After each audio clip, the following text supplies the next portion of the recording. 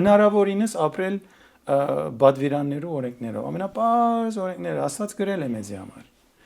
չեք կարողանում աղոթել ինքը գրել է հայր մերը ասում այս աղոթեք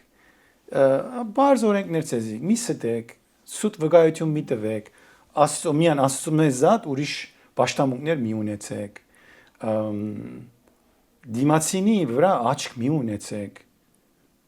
այսինքն միան եթե բադվիրաներուն նայենք այսինքն հարկեք ծեր ծնողքը հարկեք այսինքն եթե այնտեղից սկսենք երեխան երբ որ այս ամեն ինչը գիտակցում է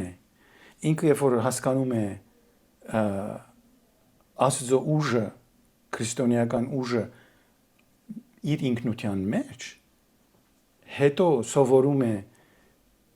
առնենք մեր կոմիտասը չէ Աստված էլի մեզ նվիրել է մի մարդ որ երբ որ մեր ժողովրդական